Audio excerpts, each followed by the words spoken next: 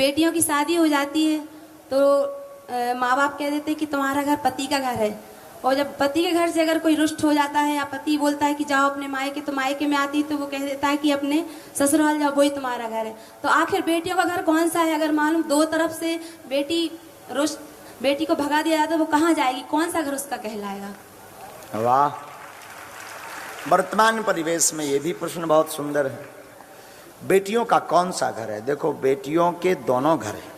बेटी एक घर की नहीं है, बेटी दोनों घरों के नाम का रोशन करती है। लेकिन पति नाराज हो जाए तो पति कहता है, या पति के पक्ष वाले कहते हैं कि अब तुम अपने घर जाओ, तुम ऐसा उपद्रव हुआ या जो भी बात होती है तुम अपने घर जाओ।